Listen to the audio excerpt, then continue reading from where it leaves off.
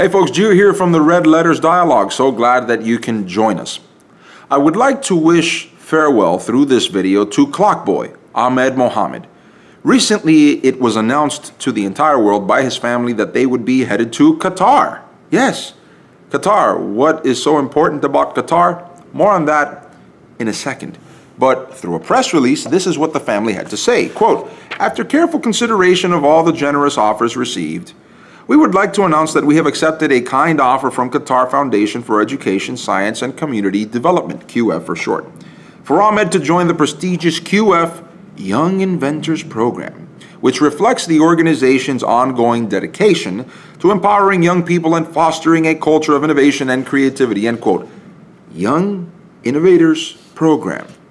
For taking a disassembled clock to school and trying to counterfeit it as a personal concoction, a personal invention. Said invention got him an invitation to the White House because he was seen as a martyr for the cause of anti-Islamophobia efforts. When now we know that this young man and his family have been searching for fame for a rather long time. One of his teachers indicated in a report that young Mohammed had informed him that he was going to be famous on the internet one day. And when he had taken this device to school, since it did look like a bomb, I know many of you have seen the images, the local authorities were called on to investigate. And he was not arrested, contrary to what he has been stating and his family has been stating. He was not arrested.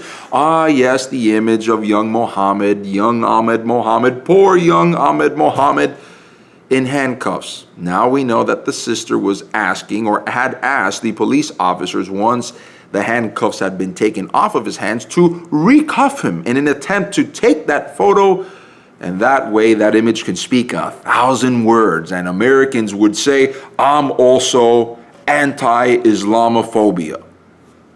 And then President Barack Obama, sensing the ability to capitulate on what he would like to do, move Islam forward in this country that represses minorities, especially the victims, those that are in perpetual victimhood, including those that self-identify as adherents to the religion of peace.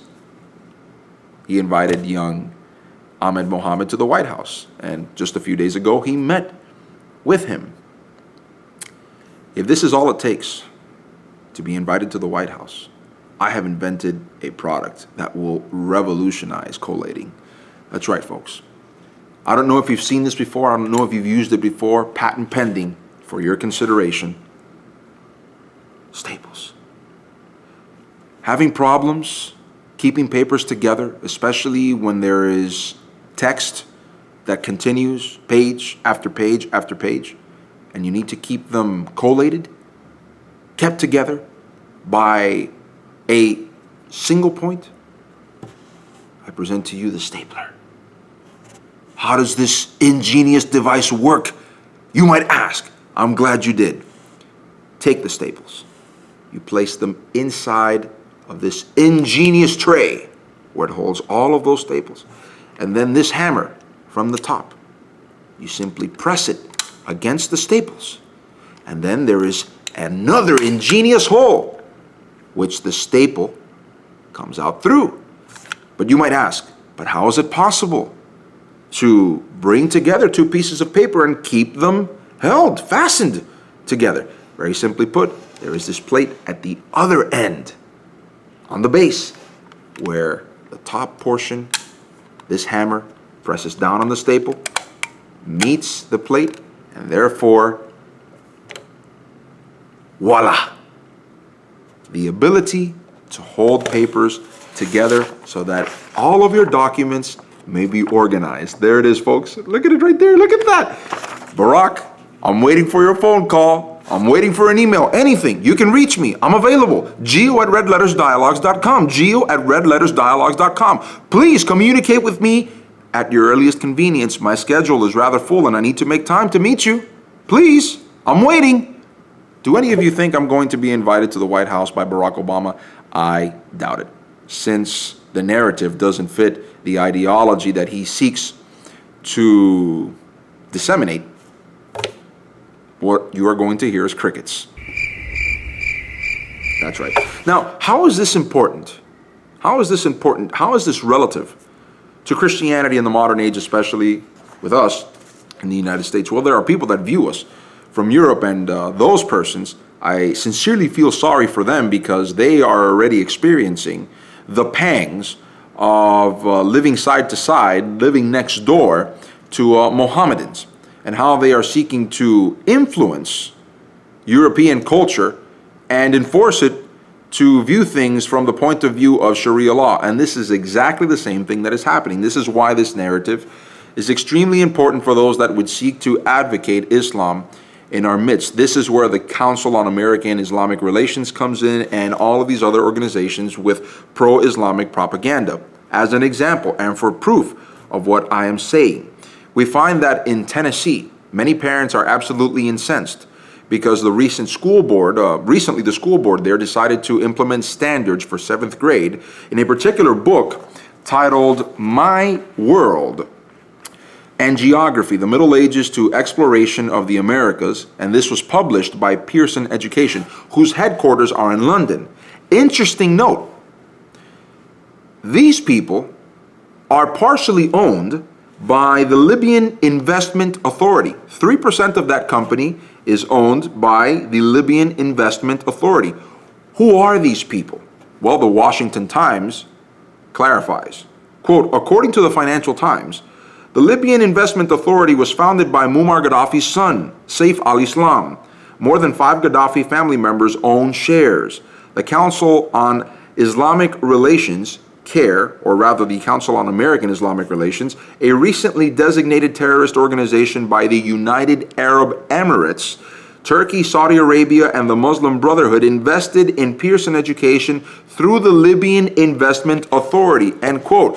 So we see seditious, pro-Islamic propaganda and the narrative being disseminated, and the leftist news media is more than happy to advance that. Because in their minds, they see Islam as an oppressed minority needing perpetual restitution, as are other minorities, such as blacks and Hispanics, illegal immigrants, etc. And who are the culprit here? Well, remember that according to Barack Obama in the prayer breakfast just a few years ago, we Christians shouldn't get on our high horse because of the Crusades and the Inquisition, even though that was undertaken by the Catholic Church. But what can you expect from a professor of law at a university? They too don't know true history, or they obfuscate it intentionally in order to indoctrinate. But that's another story for another day. And we find that local parents in the county of White, which is 100 miles east of Nashville, they are beginning to remonstrate against this because they notice the seditious pro-Islamic propaganda. But CARE is fighting against this, stating that the legislature the legislator, that is trying to absolutely make disallow any introduction of pro-Islamic propaganda into the local school board there until young men and women are in the 10th grade. I would absolutely ban it, noting that Islam, in and of itself, wherever it presents itself, tries to undermine, subterfuge the system. And many Islamists have openly admitted that they would love to replace the Constitution with Sharia law. And let us Christians not forget that Sharia law is not very nice to Christians or Jews. Remember that the Koran says that Muslims should not take Jews or Christians to be friends. As a matter of fact, if we are infidels, there are 2 things that are prescribed for us. First, a jizya, a poverty tax, so that we may be forced to convert to Islam or death. And this is what is increasing on our shores, and I don't find much opposition to this from many Christians. As a matter of fact, many cowardly Christians are saying we should implement what is known as Chrislam, a mixture of Christianity and Islam, when both are absolutely incompatible. They repudiate one another, especially Christianity against Islam. Christianity being the truth, Islam being a perversion of the truth, and also a bloodletting religion, not the religion of peace, as advocated by George W. Bush and Barack Obama equally.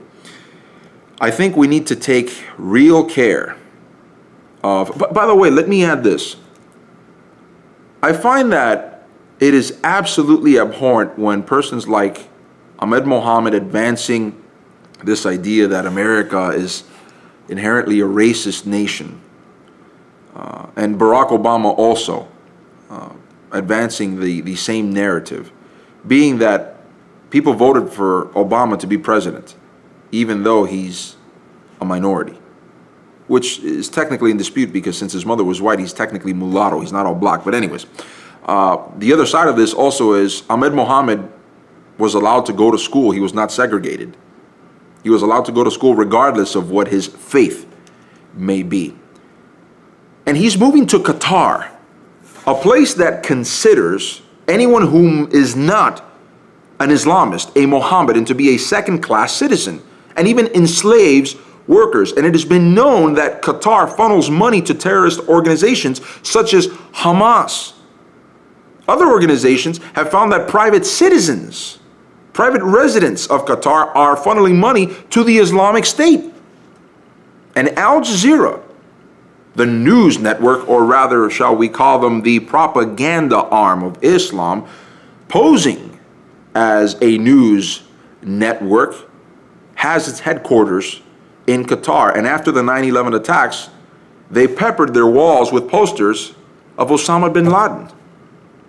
This is where Ahmed Mohamed, Clockboy, and his family are headed. This is the same place where there is no freedom of speech. There is no ability to dissent. Terrorists, they're honored as heroes. I think we need to open our eyes. We're living in very precarious, very dangerous times, and if we do not stand up for the freedoms that God has granted us, and also recognize that we as Christians, we should not be pusillanimous. Being Christians does not mean that we turn the other cheek and allow people to trample upon our rights. We have to see the enemy for whom they are. Certainly, we should not stop evangelizing to said people. But if they're a threat to our liberties, then it's game on. In conclusion, I'd like to bid farewell to Clockboy and ask the viewer one final question. If Clockboy turns out in a few years to be a Mohammedan martyr, a fighter for the cause of Allah, and takes a few American lives with him, can we blame Obama for encouraging him? Can we blame Obama for giving him his bully pulpit? See, I don't think Christians in the West and Americans are wrong when they see Islam for what it is and judge it accordingly and harbor ill will towards the religion of peace. They're more than justified, considering the fact that in 2011, it cost the lives of more than 3,000 people alone, and in the interim period has also cost countless amounts of American lives in the process in the defense of freedom. This is something that needs to be thought out by many Christians in the modern age. And if they are sitting on the bench, if you will, to get up from their slumber, from their indifference, from their indolence, and start to begin to fight against the growing tide of the very religion that seeks our annihilation and elimination. That's all the time I have left. I thank you so much for joining us on this edition. Please remember to visit our website, redlettersdialogues.com, redlettersdialogues.com. Questions or comments, you can place them down below in the comments field, or if you feel like writing a dissertation, please email us, info@redlettersdialogues.com, info@redlettersdialogues.com. Please do not forget, I've patented this design. If you need the stapler, I'll gladly sell you one. By the way, Obama, I'm waiting for that invite. Until the next edition, may the Lord shine his face upon you, and Godspeed.